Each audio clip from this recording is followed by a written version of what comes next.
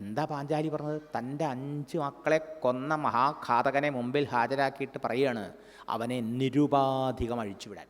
മുച്യതാ മുച്യതാ മേഷ എന്നാ പറഞ്ഞേ. ഇവനൊരു ശിക്ഷയും കൊടുക്കാൻ പാടില്ല, അൺകണ്ടീഷനല്ല. എങ്ങനെ പറ്റും? ധർമ്മമാണ് ആ ദേവി പറഞ്ഞത്. ധർമ്മം, ന്യായം, സകരുണം, കരുണയും ധർമ്മവും ന്യായവും നിറഞ്ഞ വാക്കുകൾ. എന്താ യുക്തി ആ ദേവി പറഞ്ഞത്? ഒരു ഉണ്ണി മരിച്ചാൽ എത്ര ദുഃഖം ഒരമ്മയ്ക്കുണ്ടെന്ന് എനിക്കറിയാം.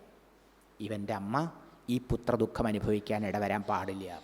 മാരോതി തസ്യ ജനനി ഗൗതമി പതിദേവത. നോക്കൂ, തൻ്റെ ദുഃഖം പോലെയാണ് വേറൊരാളുടെ ദുഃഖം എന്ന് വിചാരിച്ച് തന്നാൽ ആർക്കും ദുഃഖമുണ്ടാവാതിരിക്കാൻ ചിന്തിക്കുകയും പ്രവർത്തിക്കുകയും ചെയ്താലേ ലോകത്ത് ധർമ്മം ഉണ്ടാവുള്ളൂ. അങ്ങനെ നമ്മൾ ചിന്തിക്കാത്തതുകൊണ്ടാണ് കുഴപ്പം. പുത്ര ദുഃഖം അറിഞ്ഞ അമ്മയ്ക്കല്ലേ വേറൊരു അമ്മയുടെ ദുഃഖം അറിയുള്ളൂ. അതുകൊണ്ട് ആ ദേവി ദുഃഖിക്കാൻ പാടില്ല.